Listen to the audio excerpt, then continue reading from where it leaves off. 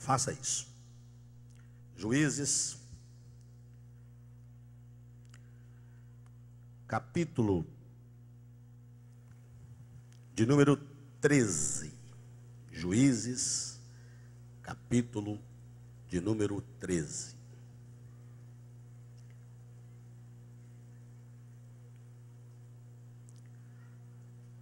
Quem encontrou, diga bem forte, amém. Então, prega. Localize a sua casa, a posição do seu lar, da sua casa. Haja visto que, se for necessário ficar de costa para o altar, o faça. Mas descubra onde está a sua residência e estenda as duas mãos em direção lá da sua casa agora. Faça isso agora. Todos vocês. Quero dizer para você que muitas vezes o inimigo de nossa alma, ele decreta a ruína total da nossa família. Mas há uma promessa: crê no Senhor Jesus e será salvo tu e a tua casa. Lembre daquela pessoa que é aquela ovelha negra. Ela é motivo dos problemas. Tudo começa com ela, tudo de ruim inicia com ela e termina com ela. Pois o amor de Deus está estendido a ela nesta manhã também. E nós vamos fazer um clamor, uma oração pela nossa família.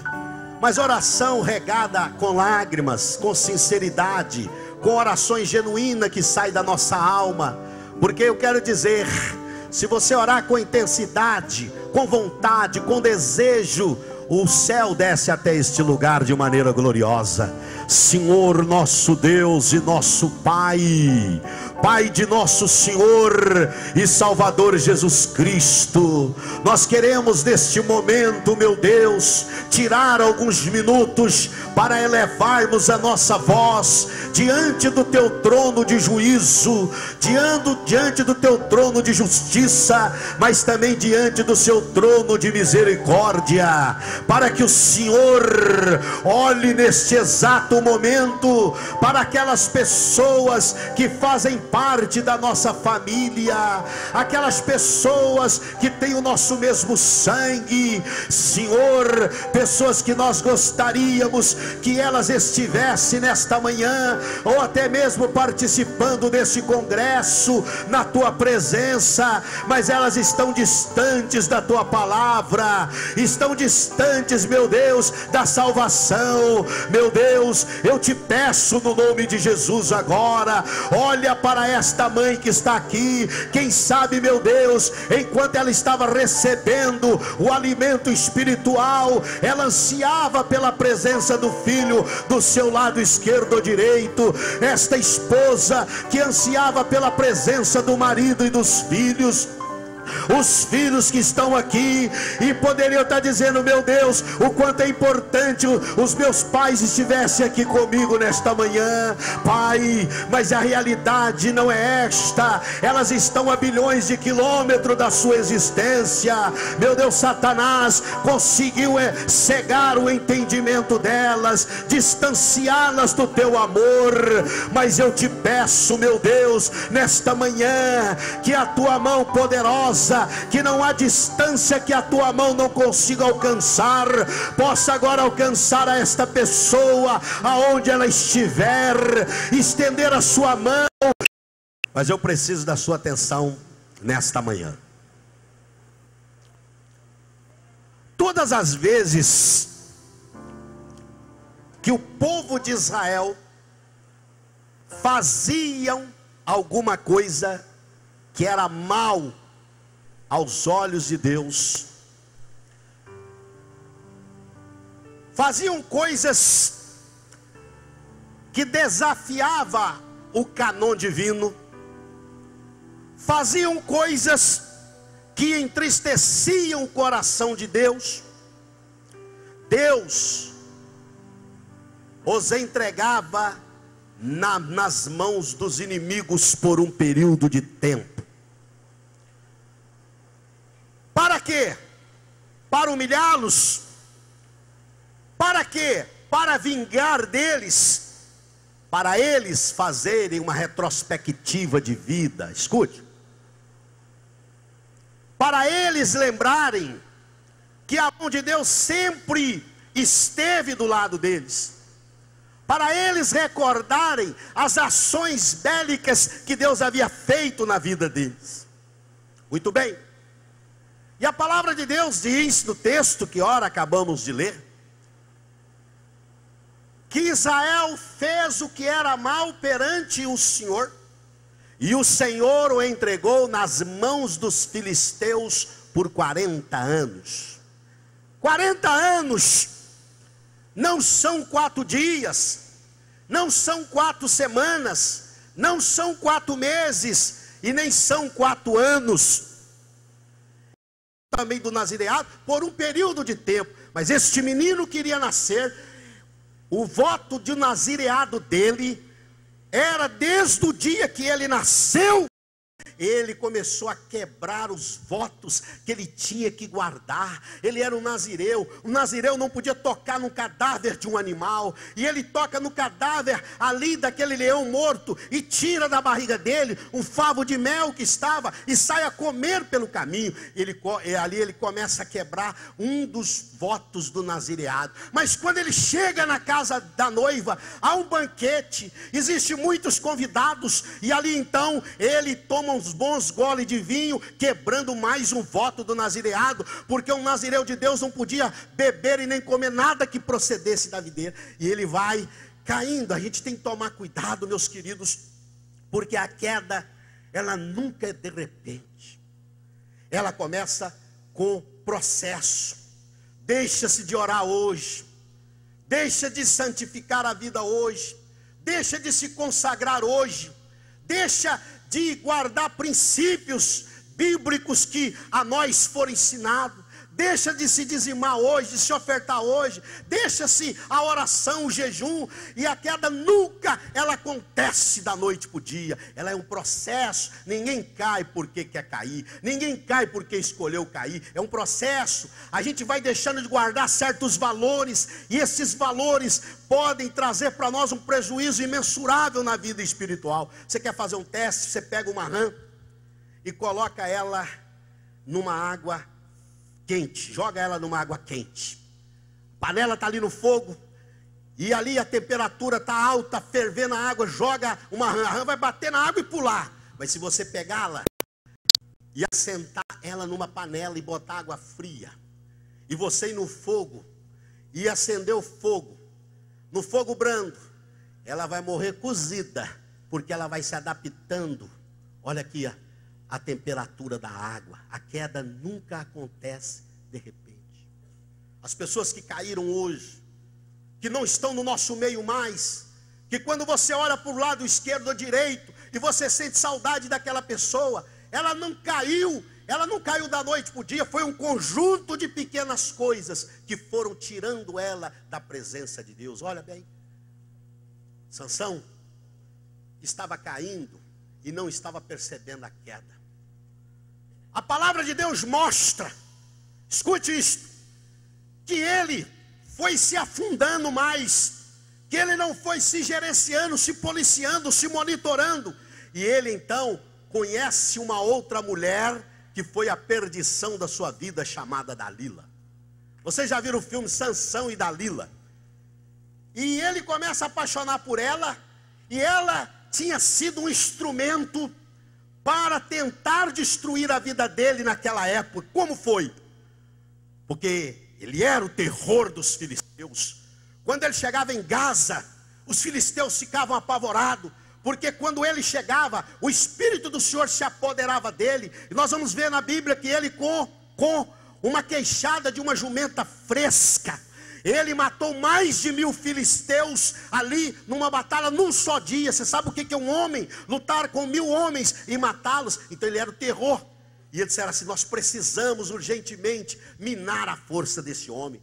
Nós precisamos descobrir de onde provém tamanha força. Um homem mata 1000 homens. Esse camarada tem um segredo na vida deles. E eles contratam uma mulher chamada Dalila, que andava com ele. Ele se apaixonou por ela. De vez em quando, e eles disseram: vamos te dar você 1100 ciclos de ouro, se você conseguir descobrir dele. Ele tem que falar de onde provém tamanha força. A palavra de Deus diz que ela começa a acariciá-lo em um dia, e diz: Sansão, por que é que você tem tanta força a ponto de você matar 1.000 homens? De onde procede a sua força? Ele disse assim: olha, se vocês me amarrarem com cordas novas, eu serei como qualquer mortal, eu não terei mais a força que eu tenho. Aí sabe o que ela fazia? Fazia um cafuné nele, ele dormia, aí ela amarrava ele, e tinha uns filisteus escondidos, e ela gritava: Sansão, aí vem os filisteus. Quando ela gritava, ele rebentava aquelas cordas como se fosse barbante ou pedaço de linha. E aí ele matava os camaradas, tudo. E ela então falava assim: você não me ama coisa nenhuma, você anda falando mentira para mim. E ele estava ali quebrando, olha aqui para mim, mais um voto do nazireado: ser santo. Quem é santo não fala mentira. Quem é santo não mentiras e mais mentiras. Se você for ver o texto, ele disse: se me colocarem algumas coisas para prender a minha mão, de que seja de bronze também, eu vou perder a minha força. E tudo que ele falava era mentira. E uma das qualidades do nazireado de Deus era ser santo. Quem é santo não fala mentira, meu irmão. Não fale mentira, age o que houver, aconteça o que acontecer, fala a verdade, porque quando você falar mentira, você vai estar exaltando Satanás. Mas quando você falar a verdade, Deus está sendo glorificado na sua vida. Haja o que houver, aconteça o que acontecer. E ali então ele dava boas gargalhadas, e ali ele estava quebrando mais um voto do nazireado. E por último, ela insistiu tanto e disse: você não me ama, você fica fazendo gracejos comigo, mentindo para mim. Então eu queria que você falasse a verdade. Você me ama mesmo? Amo, Dalila, você sabe. Então conta para mim, de onde provém a sua força? Aí ele disse: se eu deixar passar a navalha sobre os meus cabelos, eu me tornarei como um ser mortal qualquer. Olha, ela começa a passar a mão nos seus cabelos, preste atenção nisso, e ele adormece. Cuidado para você não dormir no mundo espiritual, porque foi no momento em que ele estava dormindo, ela foi e cortou os seus cabelos. Preste atenção, cuidado para você não dormir no mundo espiritual, porque quando você começa a dormir no mundo espiritual, é que Satanás começa a tirar vantagens da sua vida. E a palavra de Deus diz que quando ela havia cortado, passado a navalha em todo o seu cabelo, ela já havia combinado com um grupo de filisteus e gritou: Sansão, aí vem os filisteus. Ele falou: você é mole para mim, daqui a pouco está todo mundo morto. Quando eles juntam ele e seguram ele, ele tenta se desfazer, e ele agora se torna um homem comum. E a Bíblia diz que ele é levado para o templo de Dagom. Dagom era o deus dos filisteus, para ser zombado, ridicularizado. E a palavra de Deus diz que eles pegam Sansão, e é isto que Satanás faz. Todas as vezes que alguém cai da presença de Deus, sai da presença de Deus, a primeira coisa que Satanás fizeram com Sansão: furaram-lhe os olhos, para que ele não pudesse mais enxergar. Satanás faz a mesma coisa, ele fura os olhos da pessoa para ela não enxergar mais as verdades espirituais. Já viu aquela pessoa que você fala para ela? Eu tenho que contar essa ilustração, porque eu acho ela muito interessante. Um dia, Satanás, ele não gosta de nós. Diga assim: graças a Deus. Já pensou se gostasse? E ele um dia chamou 4 emissários dele. 4, diga comigo, 4. Não, mas pelo amor de Deus, fala com vontade. 4. Chama para mim os emissários de Satanás aqui. Vou escolher 4 emissários. Pelo amor de Deus, hein? Vem cá os diáconos aqui, vem cá, irmão. Você é salvo? Vem cá, irmão. Vem cá, Roberto. Roberto. Pastor Roberto. Pastor Roberto. Filho de bobo, não, rapaz. E ele começou, devagar, deixar de ler a Bíblia. Depois eu comecei a dizer para ele: não precisa de vir nos cultos dos dias, não. Isso é fanatismo. Se você vier meia vez por semana, tá bom. Ah, não é uma vez, pastor? Uma vez por semana. E ele virou e falou assim: é verdade. E parou de vir aos cultos. Por fim, foi desaparecendo. Mas eu observei que ele ainda era aluno da escola dominical. Eu disse para ele: você é melhor do que esse professor e vai sentar para ouvi-lo? Ah, para com isso. E ele se sentiu lisonjeado e abandonou a escola dominical. Mas ele ainda era dizimista fiel, ofertante. Fui dizendo para ele: para que isso? Olha como é que seu pastor está rico. Não precisa dar dízimo e oferta. E ele parou. Fechou o coração. E hoje, Satanás, eu quero te dar uma notícia. Não sei se você vai gostar.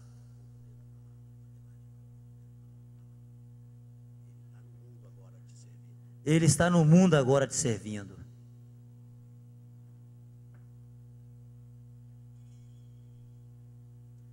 É um conjunto de pequenas coisas que vão nos afastando da presença de Deus. Se você perceber e fazer uma introspecção do dia que você recebeu, porque há tanto tempo atrás eu tinha um servo meu, fiel, que andava na minha presença, que era exemplo em tudo. Todas as vezes que um homem cai na presença de Deus, Satanás faz festa no mundo espiritual. Pegaram e o levaram ao templo de Dagom. A Bíblia, o texto diz, para zombar dele. Diga comigo: zombar. Zombar. Todas as vezes que alguém sai ou cai da presença de Deus, Satanás zomba. Viu aquela que diz: mas você não teve tanto tempo servindo a Deus? Ele não resolveu os seus problemas, não? Você voltou para o mundo? Ontem eu estava ali atrás, sentado sozinho. Estava do lado esquerdo, sentado sozinho ali, na hora do intervalo. E um diácono entrou, deixou entrar um rapaz que queria falar com o pastor. Aí, acho que era eu que tinha que estar ali mesmo. O rapaz entrou de bermuda, de camiseta. Pastor, o senhor pode me ouvir um minuto? Disse: posso. Ele disse: eu não sou daqui. Eu quero contar a minha história para o senhor. Se o senhor tiver um pouquinho de tempo, paciência para me ouvir. Falei: claro, meu filho. Um rapaz de uns 26, 27 anos. Disse para mim: olha, eu servi a Deus durante um bom tempo da minha vida. Na adolescência, na juventude. E quando você vê uma pessoa que está fora da presença de Deus, ela fica feia, acabada. E eu tenho 8 anos que eu estou desviado. O rapaz deve ter uns 27, 28 anos. Ele começou novo na igreja. E a minha vida, olha que lixo de homem que estou hoje. E disse: sabe por quê que eu estou assim? Falei: não. Porque quantas vezes a minha mãe me chamava para ir para as vigílias de oração com ela, eu não ia.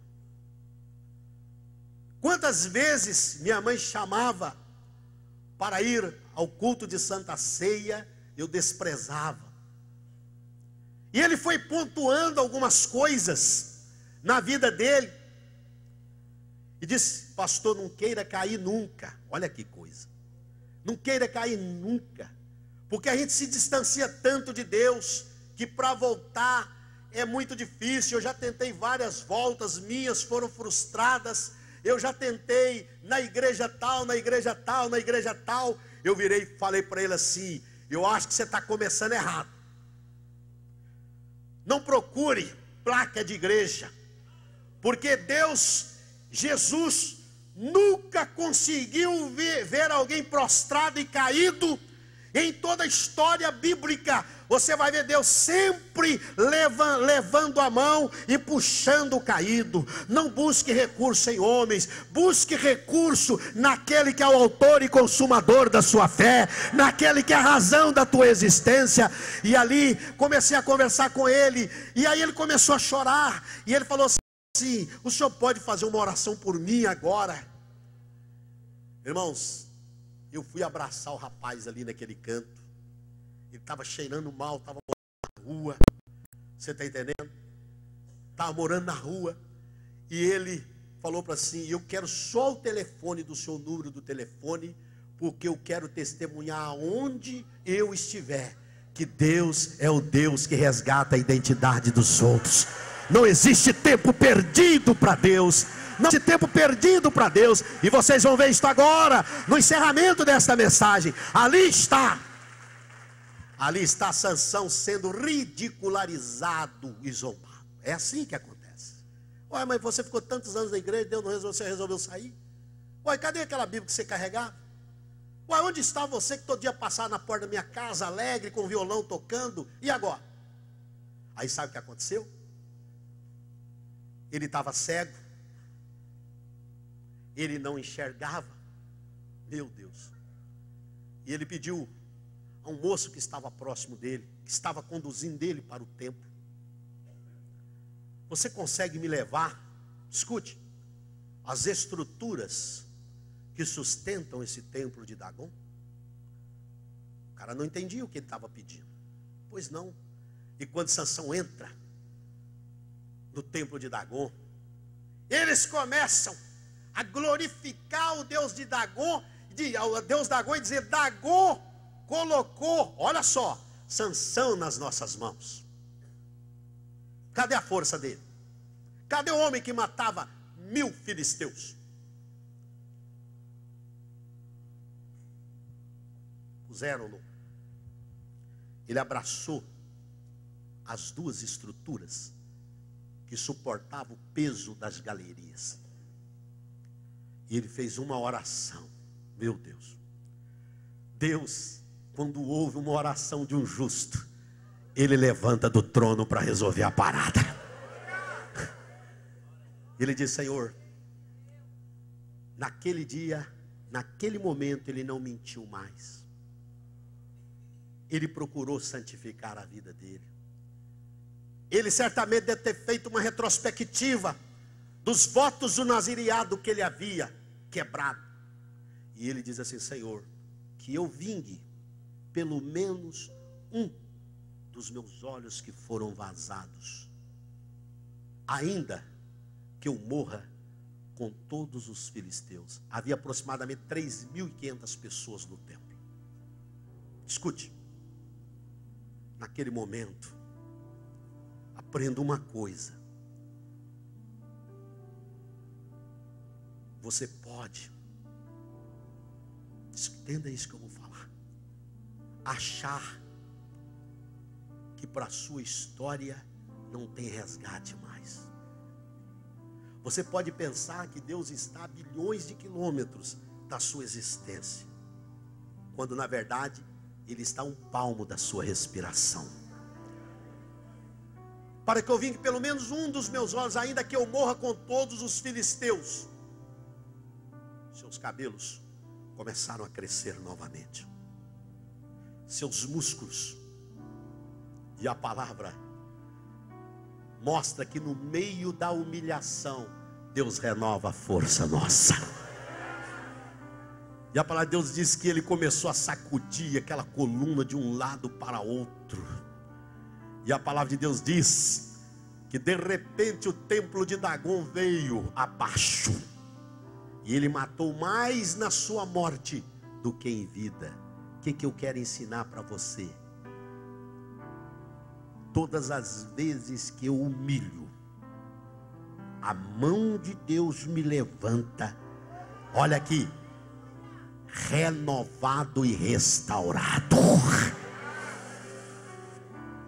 E é isto que eu quero que você entenda nesta manhã. Fique de pé no seu lugar agora.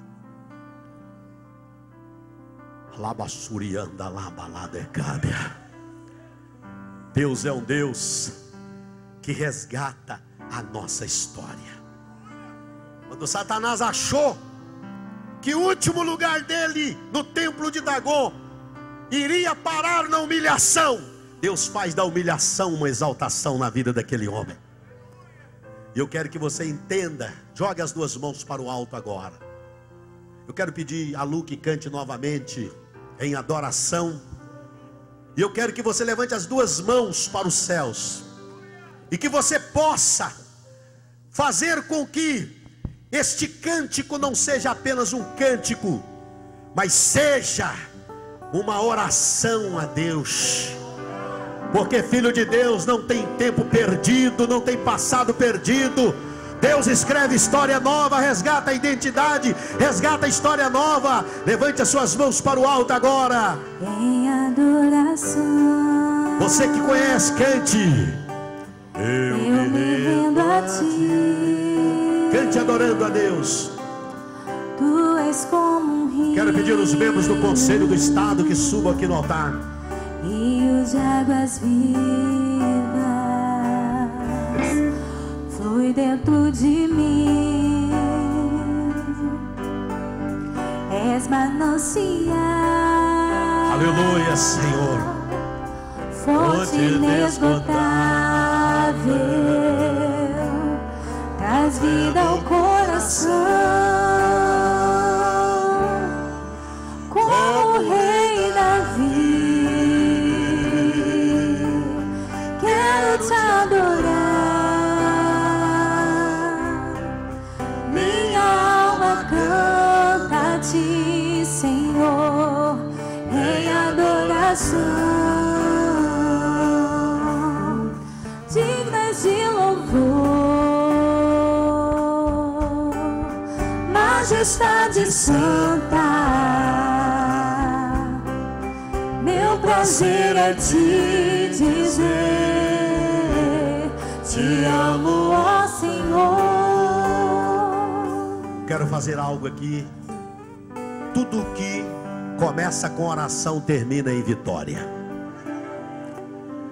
Certamente eu estou falando aqui para muitos líderes.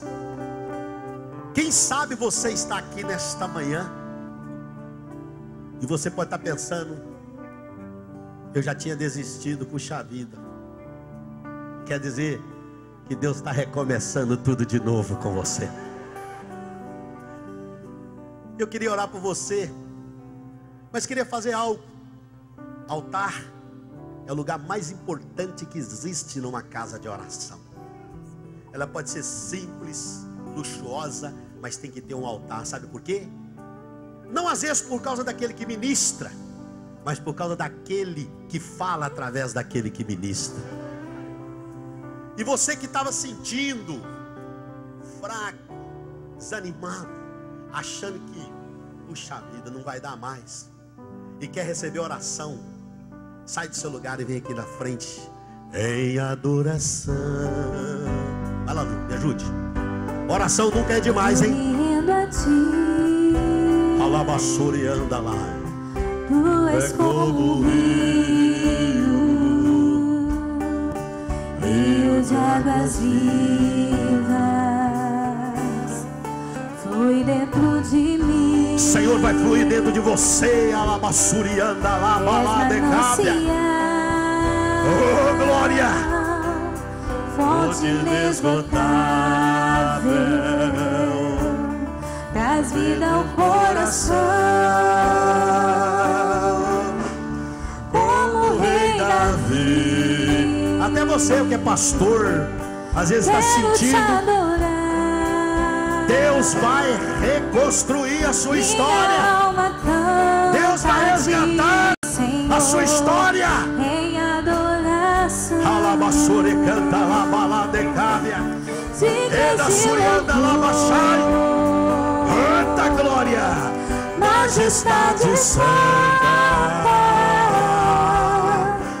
Meu prazer é te dizer, te amo, ó Senhor.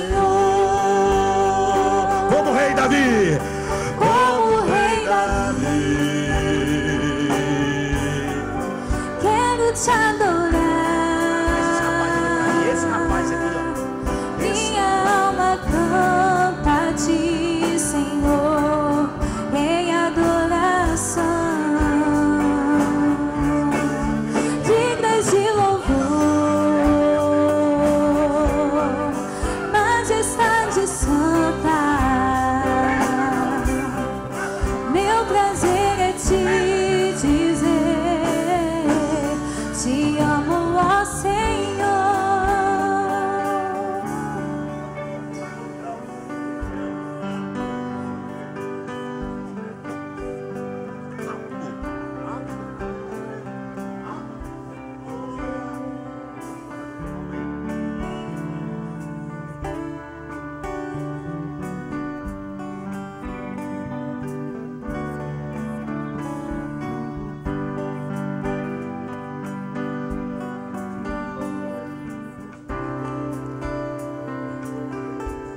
Tem algumas pessoas aqui que Deus está me mostrando, e as que Deus está me mostrando, eu estou colocando a mão sobre elas. Feche os seus olhos. Mais uma vez, Lu, em adoração. Mais uma vez, Em adoração, vai se preparando, porque a sua história, eu me rendo a ti, ela terá um novo início, uma nova jornada. tu és Que coisa linda. Olha o que Deus está fazendo aqui. rios de águas vivas Alabassurianda labalada e cábia. dentro de mim. Deus é Deus. Deus é Deus. És manancial. Ninguém bebe água de boca fechada. Começa a abrir a tua boca e você vai ver o que Deus vai fazer. Eita glória! Como o rei Davi, Alabassuriai. quero te Eda adorar. comelada e cá. Eda somalada badecabe ela deseia. Majestade santa. Oh meu Deus, meu Deus, meu Deus. Meu Deus, meu Deus, meu Deus. Eita somalada e cábia. Te amo, ó Senhor, como o rei Davi. Quero te adorar.